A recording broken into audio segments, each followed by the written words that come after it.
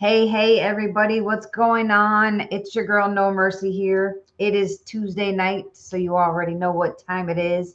It's time for No Punches Pulled with me, No Mercy. Some of you probably already know who I am. For those of you that are new here, my name is Brooke Millbrook, formerly known in the fight business as Brooke No Mercy Dierdorff.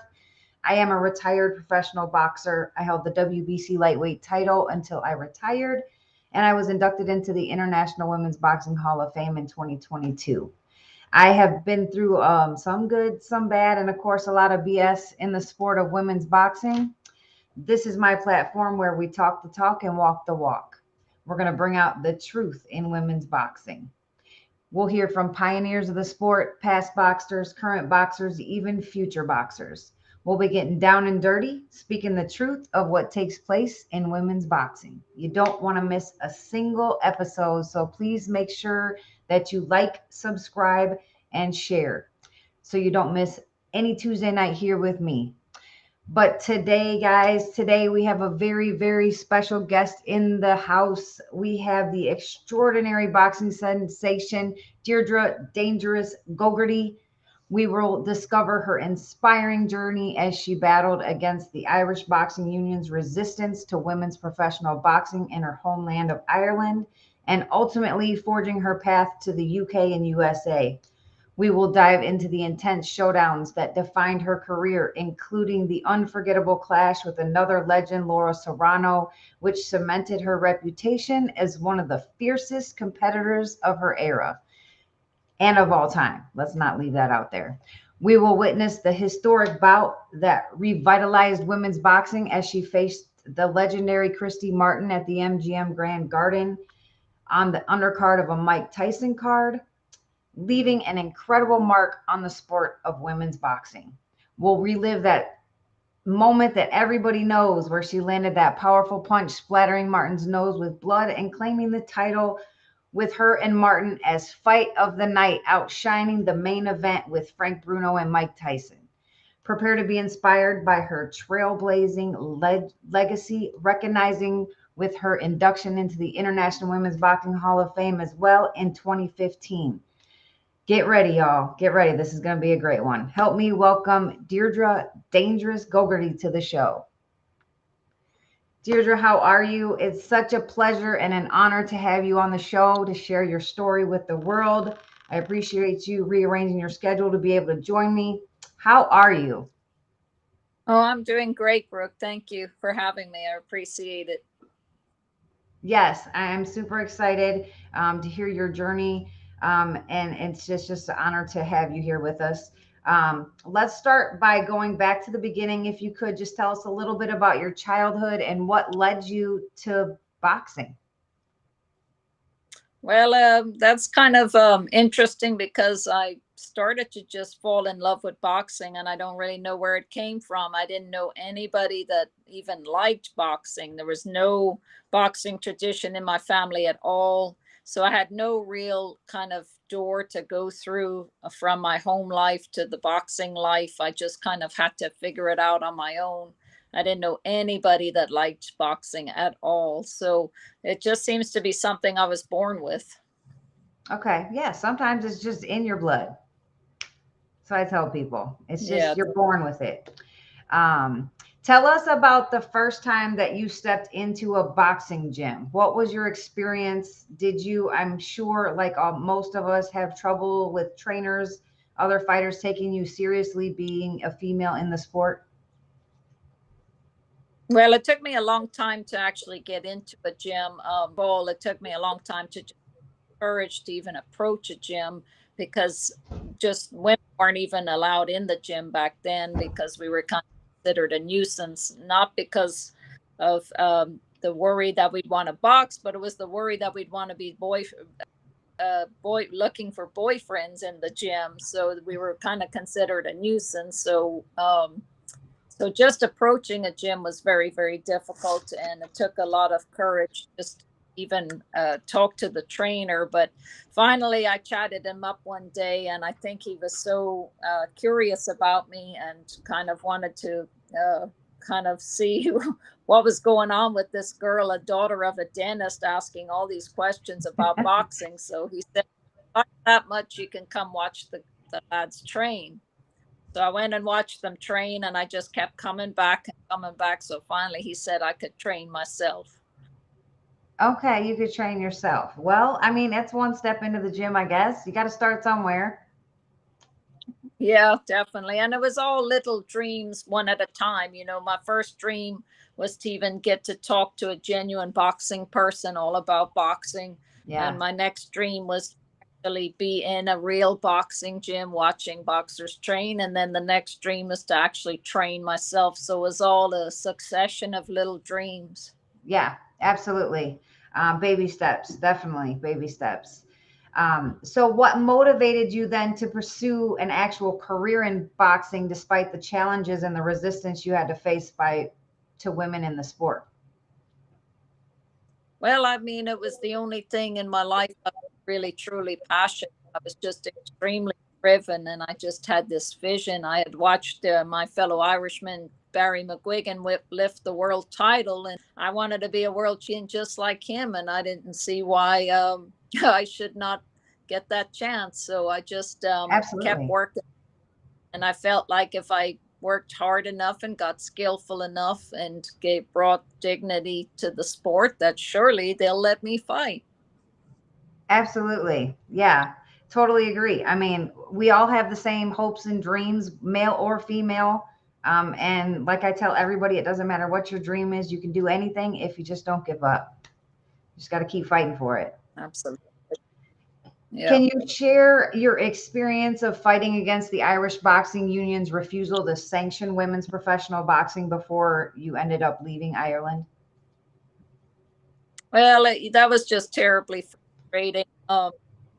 You know, I tried to get, you know, that kept getting back. Well, women aren't allowed to fight, and I just wanted an exhibition. That's all I wanted, is just an exhibition, just to, because I really felt if I could just show what women were Right. capable of, that that would knock down all the barriers. Because I thought the fear was that we wouldn't be able to fight. We'd go out there and slap in and pull in hair or something. I don't know what they Right. thought, but I mean, I just felt once I show, no, I can really box. Just let me show you. I thought it would all open wide up. But even just getting an exhibition, every time it seemed like I'd have an exhibition set up, it would get shut down, and there was always some sort of excuse. And it always kept with something medical, typically, like fear we'd get breast cancer, it would damage our ovaries, that we were unstable while we were on our menstrual periods, and all these crazy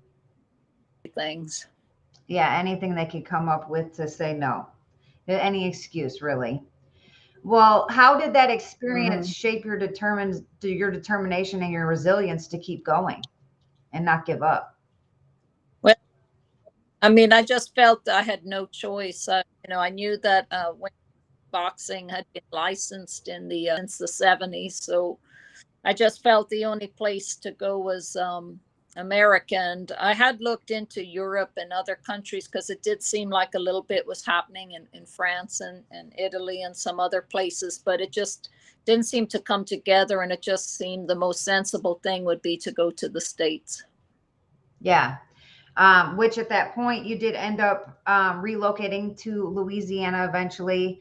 Tell us about the decision and your experience traveling to Louisiana and what made you choose that location. Well, the reason I chose London is because I had boxed in London, and my coach's friend knew a guy in Louisiana called Bo Williford, and he told me, if Bo Williford doesn't know anything about it, well, it's not worth knowing, because he knows everything there is to know about boxing in the United States. So I wrote to Bo, and I didn't hear back from him for a long time, about 9 months. And I finally heard back from him. And he said, "Deirdre, you're one bad mother," because he had watched some footage of it. So I said, well, I guess that's something good. So he said I could come over for a tryout, and he would, see how I do and do his best to get me a fight. I didn't realize that he was only doing it as a favor to a friend, that he really didn't want me to come. So when I came over, he put me in really hard. He put me in with a world champion, Kenny Weiss. He was future champion at the time. And I'd seen Kenny Weiss knock out Jim McDonnell in England, and it was a horrifying knockout. So that was my first sparring partner. And it was a really, really hard in the heat of Louisiana with the crawfish boiler boiling in the gym. And it was a really tough way to come to. And I really felt, my gosh, what have I done, But I stuck it out, and going, and I just showed him I wasn't going to give up. And eventually, he became my greatest advocate, and we boxed all over the United States. Yeah, absolutely. And I feel like every single one of us, especially, I mean, obviously you're from before my era, but even all the way through my era, we really had to stick it out and prove our worth and our talents to the coaches, because they did everything they could to make us quit.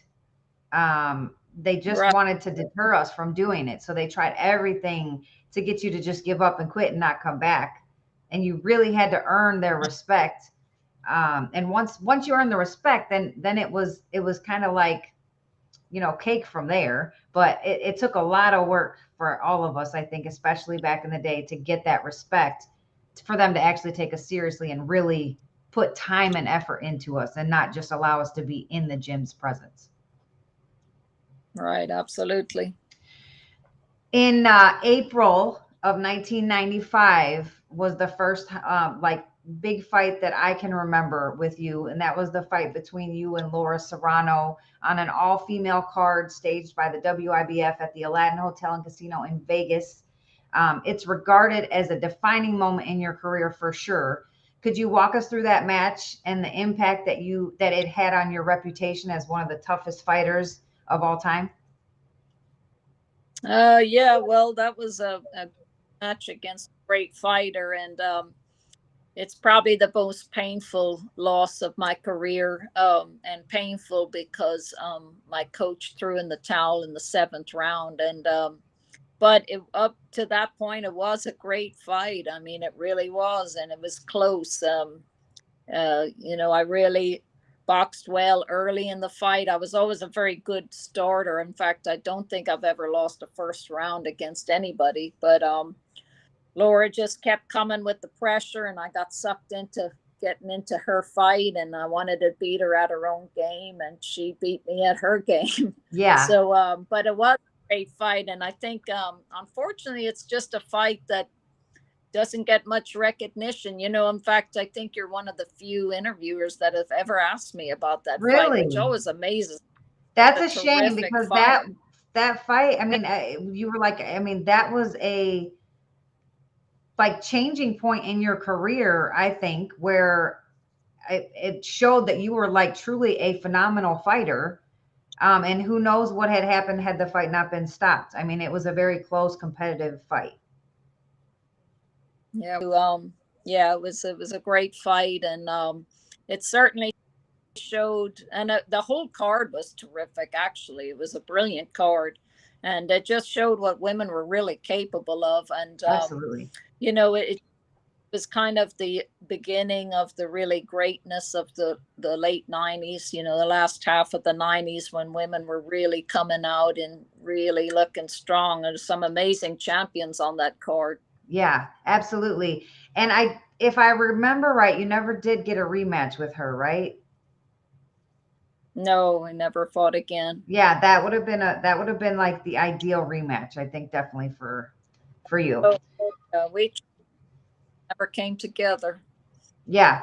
Well, not long after that, though, you faced another legend, Christy Martin, which is made women's boxing boom in the moment, at the MGM Grand on the undercard of the Mike Tyson fight in 1996. Everybody is known that was a very pivotal moment for women's boxing. How do you feel to be a part of the fight that brought women's boxing back into the spotlight of the media? I mean, it was a amazing experience. You know, at the time, I just didn't realize, you know, in the fight itself. I mean, we knew was going to be the first women's fight on pay-per-view. That decision was made just a day or so before the actual fight. But I guess I just didn't realize. I guess I figured after the Serrano fight, if that didn't light up the world, I figured, you know, against Christy, you know, it'd be a great fight, but just kind of lost in the mix. But it actually did get the attention it deserved, and I'm really glad it helped women's boxing. I'm sad that I lost the fight. Of course, you know, every fighter wants to win, but I'm delighted the impact it had. Yeah, absolutely. I mean, yeah, Christy was getting a lot of buzz then, obviously, with her promoter Don King, and then the fighting on the undercards and stuff. So, but it was a phenomenal fight, very close fight. The same thing. I wish we would have saw that rematch because that was another fireworks. They were literally fireworks. Could you I recount the know. memorable moment though when you landed that powerful punch, bloodying Christy's nose mid fight? Yeah, well, I remember kind of setting it up. I was way closer, a little bit closer, and when I felt I had her lined up right, then I threw it, and it did land perfectly. So, but she was so tough and strong. I mean, she really walked right through it. I'm not, you know, in the fight itself, I was thinking, bloody nose, it's no big deal. It's not going to stop her from seeing. It's not going to stop her from coming after me. So I didn't think it was a big deal, but the audience sure loved it. You know, they thought it was a big deal. Yeah, absolutely. Well, I mean, if looking back even at the images, I mean, afterwards, I think just the excitement and the explosion of it all was the fact that it bled like profusely for like the rest of the fight. She was covered in blood, like in the photos. So I don't know. You know how people are that watch boxing. Anytime someone's hurt or there's blood or cuts or anything, they just get super excited. And it just made Mhm. women's it was definitely the fight of the night for both of you, outshining the Tyson fight. So there was no way that was undeniable that women's boxing was just as good, if not more exciting than the men. Yeah, I mean, it got a great reaction, and people were all talking about that fight and not any of the other fights. And there were some fantastic world title fights on that card, but they were Yes. talking about our fight. I Yeah, think it's just absolutely. like I said, me and Christy, we knew women could fight, but I guess, you know, most people didn't, and they were amazed to see it. And I guess the Yeah, blood added more drama to the event. exactly. So, I mean, you think ideally though, it didn't affect the dynamics of the fight at all, or the overall response, because I mean, she walked right through it and kept coming. So really, it didn't. Other than it being Yeah, I like mean, a bloodbath, it didn't affect her at all. It didn't seem.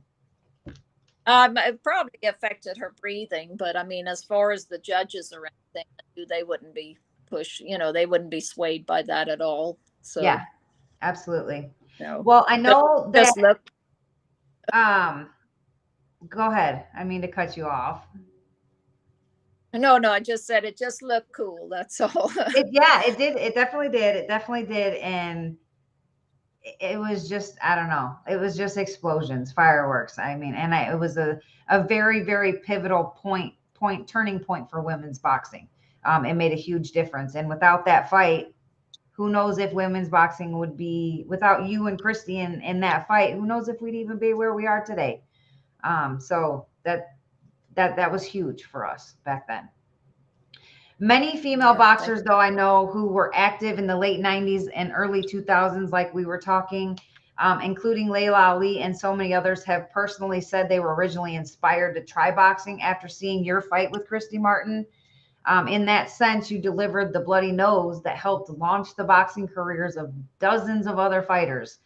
Were you aware of that, and how does that make you feel about your career and your legacy in boxing?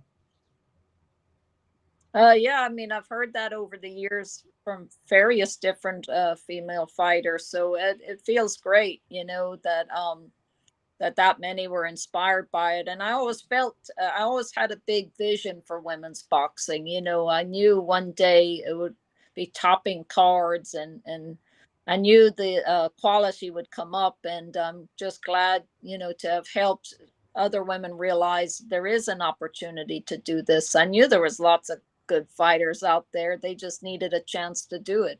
Yeah, absolutely. A chance to be showcased. That's really all we ever really needed.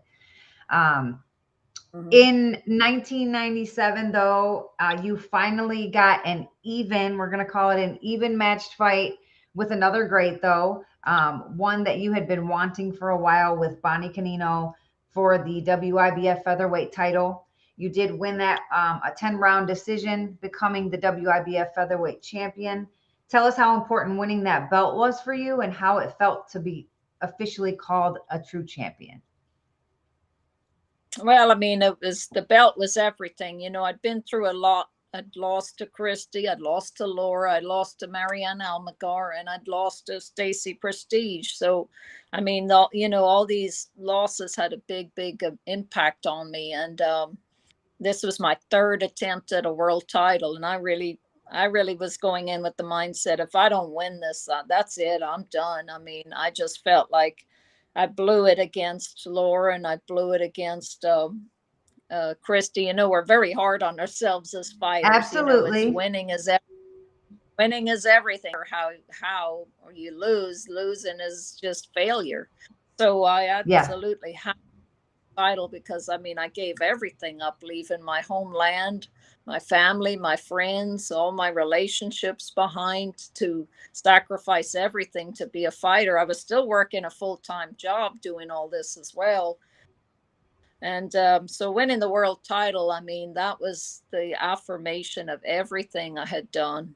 And it would just kind of cement my legacy. Even though I knew I'd made positive impacts in women's boxing, it's not the same as not being a champion. Right. So, yes, that title is everything to me. Yeah. And there were so many before you that never even even though they were true champions, never got the opportunity to fight for a title or have a belt, which is just sad, very sad. So I'm super happy that you guys in that era finally got the opportunity to even fight for belts, because there were many who never got the opportunity. That's so true. Many have said, though, that speaking of the fight with Bonnie Canino, that the fight was kind of ugly to watch. Bonnie used a clinch-filled grabby style at times, more reminiscent of like a Muay Thai rather than boxing. At one point, it said that she almost wrestled you through the ropes. Can you tell us a little bit about the fight and what you thought about her style? Yeah, it was a very rough fight. Very rough, and she did push me out of the ring at one point, and I landed on my back. And it's never good to be thrown out of a ring, because it does take something out if you landed on your back like that. But I just felt I could tell she was bringing her this game, because she felt that was what would beat me, and the Prestige had done that in our world title fight, and I think maybe she was trying the same thing, kind of a bullying, kind of brutal tactic. Yeah. And around the fourth and fifth round, it was starting to work a little bit, and my coach said, you better start bringing this back in. You don't let her take this over. So I mean, I had to really get back in the fight and really box hard and really out hustle her. But yeah, I mean, I wish it was a better as far as a boxing exhibition fight, a great match. And it was kind of grabby and dirty. And I felt like every time I tried to spin her around, she would push me down. So I didn't spin her as much as I wanted. But anyway, I definitely feel I won the fight handily. Yeah, absolutely. Especially rounds. And sometimes they definitely feel that, I mean, sometimes they call it the dirty, gritty, like just nasty style of fights. Sometimes people like they feel that's all they can do to win. And especially if they had seen someone do it before, then in their mindset, that was the key to beating you, was to be a bully and roughhouse you. And I can tell you from experience, I mean, I was a very, not dirty fighter, but very aggressive fighter. And that's how I beat a lot of the boxers, was because they just couldn't handle the pressure. But there's still a difference, though, between being dirty and doing dirty tactics versus just straight pressure. But still, Right. I mean, you clearly won the fight. You deserve the victory. You deserve to be called the true champion. And finally, at that point. Yeah, thank you. Yeah. During your last fight in 1998, you had suffered a torn rotator cuff during training, and then you unfortunately re injured it during that fight. After recovering, though, from the injury, you attempted a comeback but decided to retire after 7 scheduled fights that fell through. Can you tell us a little bit about, was that just like people didn't want to fight you, or like management, like promoter issues, or like what happened with the 7 failed fights? Why was it not working out? Well, that's a very good question. I don't know if it really had an impact, but it just seemed like, nobody got paid on the fight I fought, Bonnie Canino. Nobody on the card got paid, Uh, and I don't know if that had some kind of impact on the on my manager or what happened, but we kept trying to get fights. I was supposed to fight in Argentina and Germany. I mean, I trained hard for a lot of fights that fell through, and it was just really, and I was still injured. I mean, the shoulder never got better, but I just wanted to defend my title and keep being a champion. And so it's strange that the end of my career feels climactic. I mean, I spent the first 4 years of my career not being able to fight, and the last 4 of my career not being able to fight. And I finally officially hung up my gloves at 35. So I hung around a long time trying to get yeah. fights that didn't happen. Very frustrating. Yeah, very. I did, yeah, training for fights and going through all that work to have it fall through right, like night of or right before, and not get a fight, it's devastating. You literally give up everything to do training while you're working and doing everything else. It takes a lot out of you to just get nothing, over and over. Yeah. Do you regret giving up at the time, or do you feel like retiring was just, there was no other option because there just wasn't going to be fights? Well, I was training for a fight at one point, and I remember, I used to love the training for a fight. I loved the Spartan lifestyle. I loved the hard regime, the dieting, like building your body up to this crescendo of fitness. But there was one fight I was training for, and I remember being out running at 5 in the morning and thinking, gosh, I can't wait till the day after the fight and I don't have to do this. And I knew that was the point I needed to retire, because I Yeah. was just that's when you're looking past the fight, you're already retired. Yeah. Yeah. If you lose that hunger, and that drive and determination, Mhm. there's nothing left. You're just looking for an injury at that point. So yeah, that point, it Yeah. was the best decision to go ahead and hang up the gloves. But you were in being inducted into the International Women's Boxing Hall of Fame in 2015. That's such a remarkable achievement. I just recently was inducted, so it was phenomenal experience. How does it feel to have your contributions and your legacy recognized in such a prestigious manner? Oh, it's wonderful. It's wonderful to be remembered and to get such a good honor, and to be, remembered and respected. And it's really important, because sometimes you feel everything you've done. Does anybody really recognize it? And that's the ultimate recognition.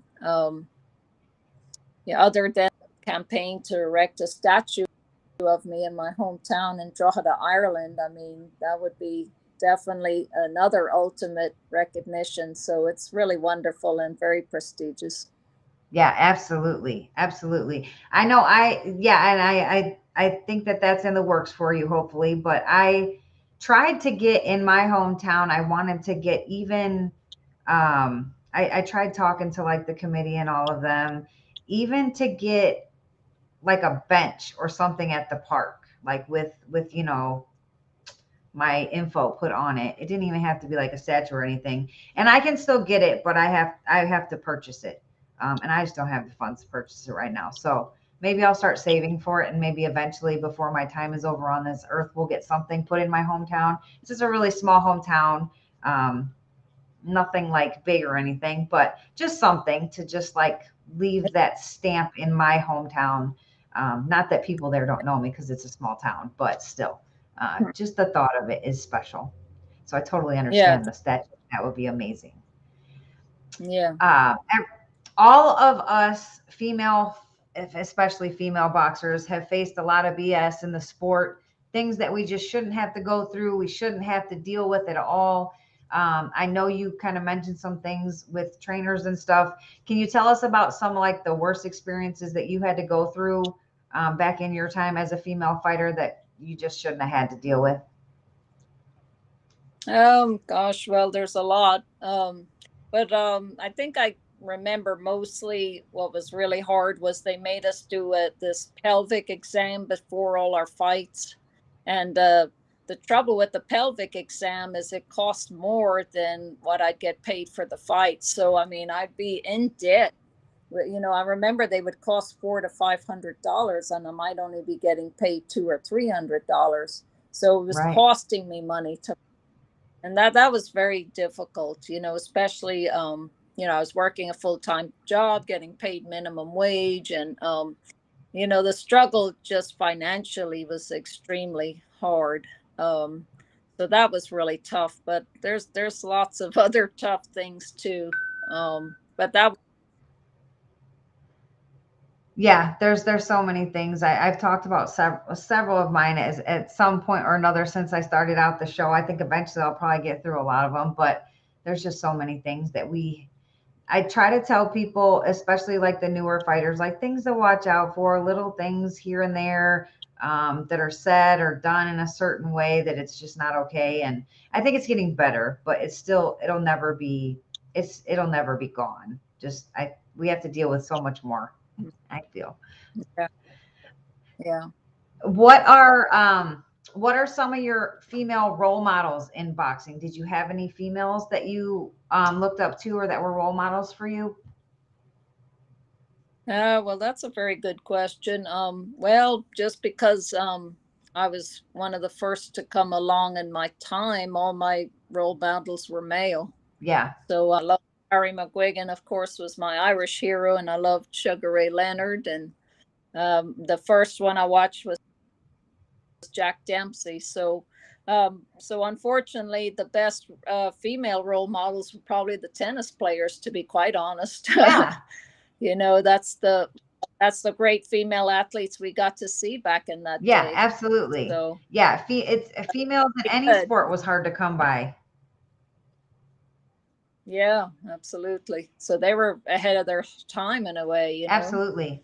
Absolutely. How do you think the landscape of women's boxing has evolved since your time in the sport? What changes and improvements would you like to see in the future? Well, I think it's come along amazingly well. I mean, I think nobody bats an eyelid now at a female fighter. And I think, I just went to Katie Taylor's fight in Ireland, and I mean, it topped the card, it packed the stadium. And that's exactly what I envisioned, that's what women's boxing could become. And I think the sky's the limit with it. And I think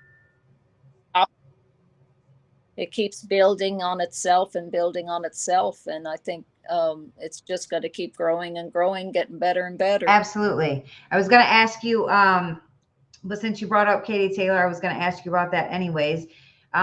She has stated in lots of her interviews that you were, her role model growing up. She had reached out to you at a young age in her teenage boxing years, and you were very welcoming and kind of like mentored her a little bit, and then made it to her big fight that she just had at home in Ireland.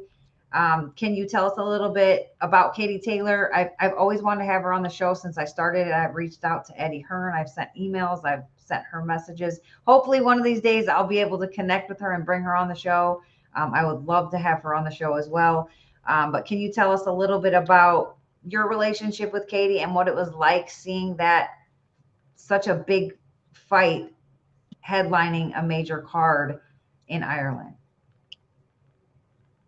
Well, it's pretty incredible because when I think back to when I first met her, she was just very young. She was only about 12, 11 or 12. And she was really, really keen. And she was asking basically how she could get fights. And at the time, of course, I had left Ireland by then. I was just home visiting and was fighting in the States. And I'd hate to tell this poor young girl that there's no fights in Ireland. But I just remember telling her, just keep at it. And if you keep working at it and getting skillful enough, somebody's going to let you fight. I really felt that's what it would take. And, it's just incredible that she stuck with it as long as she did, and that she, all these years later, and she's headlining a card. Not only has she already been to the Olympics and won gold, now she's headlining this huge card in Ireland.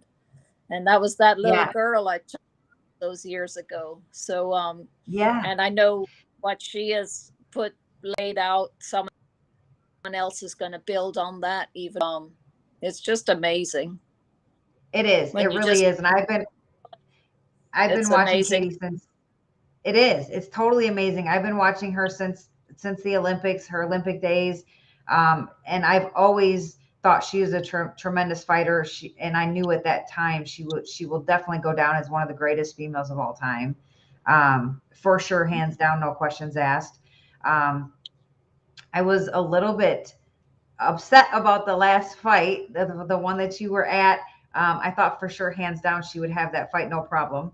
Not to put anything against Cameron. I just felt like she always adjusts so well to everybody that she's fought. That's gave her trouble early on. She's always able to adjust. But I felt like for some odd reason, like she was off from the moment she started coming out for the ring walk. Like, I don't know. I thought maybe she was sick or wasn't feeling well. And then as soon as the fight started, I felt like she was off. She wasn't throwing the combinations that she used to. She seemed slower. Did you notice that too, or was it just that was just that much of a tough fight for her?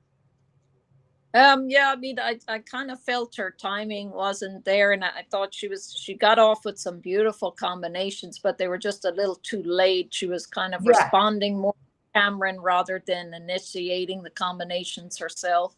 And Cameron just kept coming and walking her down, and so it might have been a timing issue and maybe just an off night. And sometimes you can go into a fight and you probably know this yourself, in the greatest shape of your life, and for some reason something happens where you just don't feel it. You're just not there, and nights are like that. 100% totally agree with that. Sometimes you're not fully there. I mean, something's just off. And that's in anything we do. So I definitely felt that. I know they just announced, I think, the rematch clause that she initiated. I think I want to say November, maybe they're going to fight. I can't remember for sure, but I think November. So I'm super excited for the rematch. I'm sure it's going to be just as big as the first one. And I hope that she gets herself all together and comes back stronger than ever, and gets that timing down, and we see another tremendous fireworks show from her, because all her fights have been great fights. So I'm super excited for that one. Another great one for sure. Absolutely. I can't wait for that one. I'm super excited. I feel like that one, and then I don't know if she'll do the rematch with Amanda, maybe eventually. I know Amanda's kind of said at this point it's a hit or miss, but that would be another good one too. But I definitely felt like she put on a great show for that fight, and I feel like she pulled off the victory for sure on that fight, even though people have seen it both ways. But if I've went back and watched it multiple times, and Katie won, that aside from the one big round that Serrano had, I feel like she definitely won a majority of the other rounds, even though they were close.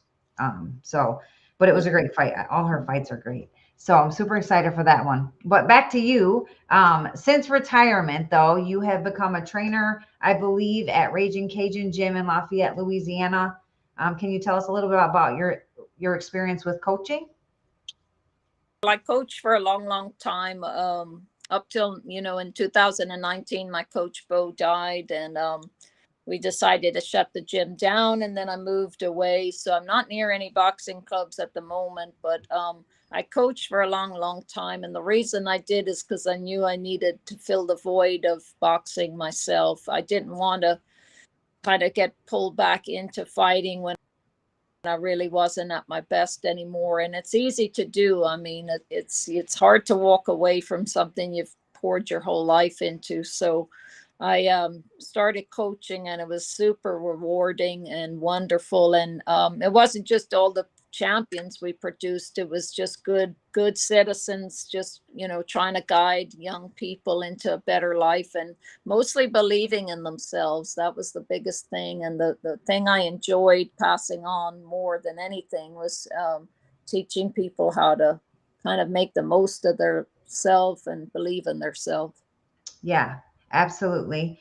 You also, to my knowledge, though, you have a memoir that you co-wrote called My Call to the Ring, a memoir of a girl who yearns to box, that was published in 2012. I would absolutely love to get my hands on a copy of that. Can you tell us a little bit about the book and where we can purchase it? Yeah, well, you can get it on booklocker.com or on amazon.com. Okay. And yeah, took me 4 years to write the book, and it was a real, very kind of the cathartic experience. It was tough, though. It was tough going back into all that real painful stuff. And it was a kind of a grueling experience. I didn't expect writing a book to be grueling, but it actually was. But I just felt I had to be as courageous and honest with the book as I was with the boxing. So I wrote a kind of a tell-all and about my backstory and everything, and not just about boxing, but what was going on in my personal life as well. Okay. I'm definitely going to have to get a copy of it for sure. I did not know until I was looking up some things on you for the interview that you had a memoir. I don't know why, but I didn't know there was one. So I'll definitely be getting a copy of that for sure. Um, Other than Katie Taylor, I know impresses you very much. Are there any other females in today's era that you really enjoy or impressed by? Oh, I mean, I'm impressed by so many of them. I try to watch them every chance I get, and I mean, there's many, many, and there's more coming up. Absolutely. So that's the exciting. Um, but I mean, I enjoy watching them all. There's a lot of potential out there, and of course, the greats are fighting right now, like Carissa and Katie. Yeah. I mean, and we got a great Irish fighters too coming up. So Nice. I mean, it's just going to keep and getting better, and but I'm not surprised. People ask me, "Oh, are you surprised by how great women's boxing is now?" No, I'm No. not surprised. It's always been It's that doing great. exactly. It's Yes, exactly. Yeah, it's always been that great. I do feel like sometimes looking back, like in your fights and even like my generation of fights, there was a lot more like gruesome wars then than we see now. Not that they're not amazing, spectacular fights now, but I think the level of, because they're able to train full time as a boxer, a lot of them now, and we worked full time jobs, had our kids, and really went to the gym maybe a couple hours a day because that's all there was time for. So we weren't really fully trained. I'd hate to see what kind of beasts we would have been had we been able to train all day, 3 times a day, like they're Yeah. getting to now. So it's phenomenal. But I feel like maybe their skills are showcased even more because they're able to fully commit to a boxing career, and not have to work elsewhere, some of them. So the fights are more technical. They're still action packed, and I love watching female boxing way more than male boxing because there's just so much action in them, and they're more exciting. But I feel like back in the our eras, and like your era and my era, there were so many like gruesome, just dog fights, and I haven't seen a lot Yeah, of yeah, those today. yeah. That way, now that you say it, all right. Yeah, it was definitely gruesome, but I think the women back then that, you sacrifice. I mean, all boxers sacrifice. Boxing's a massive sacrifice. But I think when you're, slogging away at a full-time job 5 days a week, and your only weekend, you're trying to travel to a fight and get back to work by Monday morning. I Yeah. mean, it does bring out a different kind of person in you. Yeah, And absolutely. the fights were for sure. Yeah, I totally agree. I totally agree. I'm still waiting. And like I said, the fights are still phenomenal today. Like they're very exciting and very action packed. I'm just waiting till we get one of those just really all out wars. Like, I don't know. It's coming. I'm just waiting until that Right. matchup hits, and I'm gonna be super excited to see that. Not that there Yeah. hasn't been some, but like just that. I don't know. You know what I mean? Like we had back in the day. Can you Yeah. share any advice or words of wisdom for the aspiring female boxers who are facing obstacles or that just want to strive to make their mark in the sport? I mean, I would just say keep working and learning the skills, showing what you can do, and you'll get that opportunity. Remember, it's still a man's game in the sense that you have to have a man-like mentality. You can't go into boxing thinking that should be treated differently because you're a girl. You have to have a masculine mentality for a sport like that. So that's the kind of thinking you have to have. Absolutely. That's 100% true. 100% true. Is there anything that we didn't discuss that you would like to discuss or let people know that I might have missed that like sticks out to you?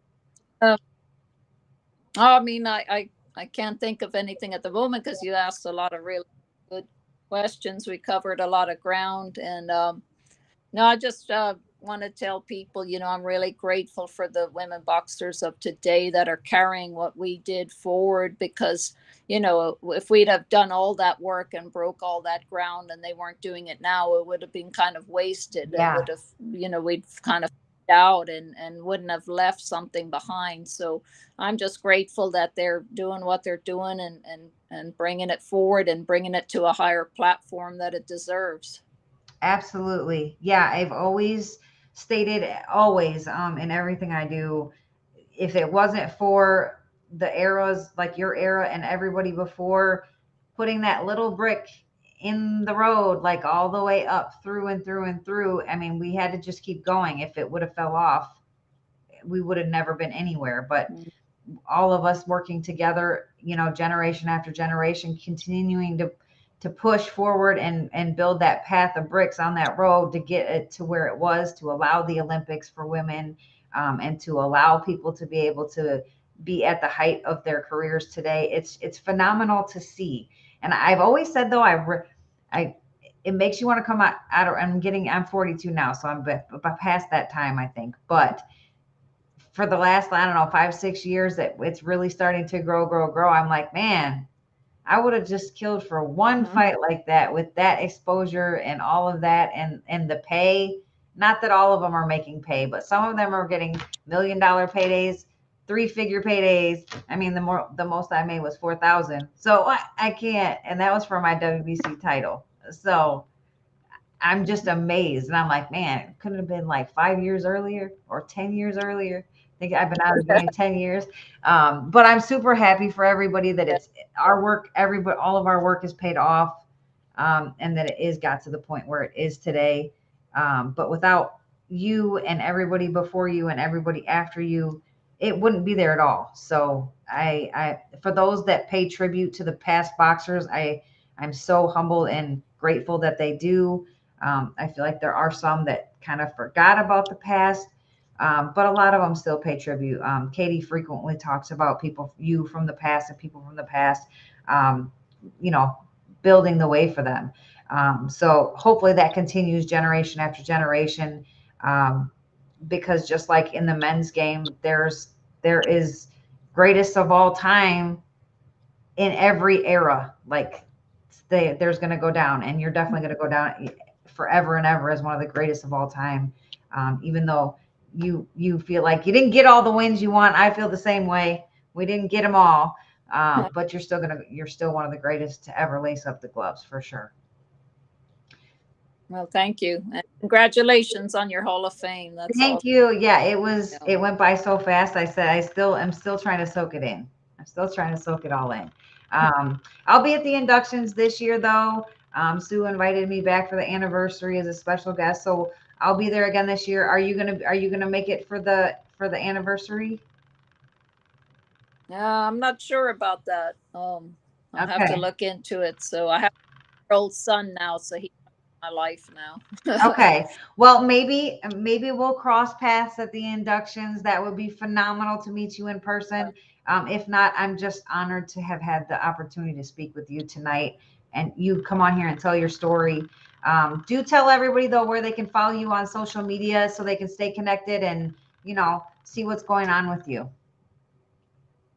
Okay. Well, I sure appreciate you having me on. Thank you. Yeah, absolutely.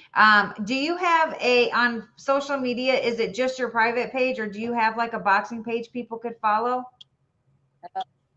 Yeah, the public page is Deirdre Gogarty Morrison. Okay. So everybody, Yeah. you guys can go follow her there, see what's going on, follow any news or anything that's happening. And yeah, thanks again for coming. It's truly been an honor. Hopefully one day we'll get Katie in here to continue the Irish, background and push the Irish speaking over there. But we'll see what happens. Hopefully I'll connect with her one day. And I'm super honored to have you. And maybe we'll see you in October. Fingers crossed. You never know. Yeah. Oh, you never know. All right. I You hope have a so. great night, and it's been a pleasure. I will talk to you another day. All right. Thank you for having me. Well, everyone, thank you so much for joining me tonight on No Punches Pulled with No Mercy. Hey, Angie, I see you in the comments. What's up, champ? How are you? Super excited for your fight coming up and everything that's going on with you. I see you over there. Appreciate you always tuning in. I hope everybody enjoyed the show tonight. Amazing, amazing, amazing icon in the sport. Definitely one of the best to ever lace them up. Please do make sure that you like, subscribe, and share the episodes, please. Spread the word. We want to get some more people in here next week and the week after that and the week after that. There is also a donate button below if you guys would like to donate directly to me. It does go directly to me and my show. Be greatly appreciated. If not, no biggie. We're here either way. But do please make sure that you follow me on all my social media platforms so you can stay informed about the show and who's going to be on every single week. I do post who's coming on every week so you know ahead of time.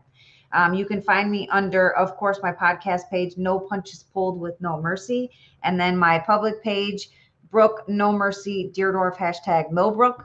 I post it all over social media so you guys can always see who's coming. But again, hey, our Scarf One, thank you for joining and tuning in. I appreciate it. I hope you enjoyed the show. But that's it, ladies and gentlemen. Thanks for tuning in with me tonight. I will see you all again at the same time, same place next Tuesday at 8:30 p.m. Eastern Standard Time with the next amazing episode of No Punches Pulled with No Mercy. But until then, punch hard. Nothing else matters. Have a great night, y'all.